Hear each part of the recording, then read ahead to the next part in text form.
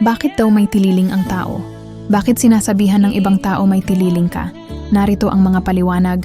Ang tililing ay karaniwang salitang ginagamit ng mga Pilipino kapag ang isang tao ay kakaiba ang kilos, parang wala sa wisyo, o may kakaibang pag-iisip. Madalas itong ginagamit bilang biro o panunukso.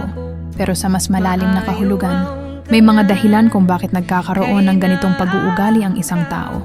1. Dahil sa problema sa pag-iisip o mental health. May mga taong tinatawag na may tililing dahil maaring may problema sa kanilang mental health tulad ng matinding stress, trauma o sakit sa pag-iisip. Kapag ang isip ay napuno ng mabibigat na karanasan o emosyon, nagiging kakaiba ang kilos, pananalita o pagdedesisyon ng tao. 2. Dahil sa matinding emosyon o karanasan sa buhay, may mga tao ring nagiging kakaiba ang asal dahil sa sobrang lungkot, galit o problema. Kapag matagal na pinapasan ng isang tao ang mabibigat na sitwasyon sa buhay, maaaring magbago ang kanyang pag-uugali at magmukhang tililing sa paningin ng iba. 3.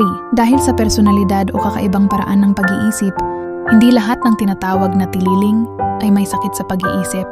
May mga tao lang talaga na malikhain, kakaiba ang pananaw, o hindi sumusunod sa karaniwang pamantayan ng lipunan. Dahil dito, minsan tinatawag silang tililing, kahit ang totoo ay iba lang ang kanilang paraan ng pagtingin sa mundo.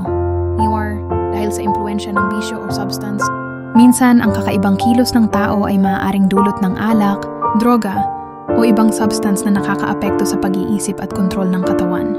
Sa madaling salita, kapag sinabing may tililing ang isang tao, kadalasan ibig sabihin ay kakaiba ang kanyang kilos o pag-iisip, ngunit sa likod nito, maaaring may malalim na dahilan, emosyonal, psikolohikal o karanasan sa buhay.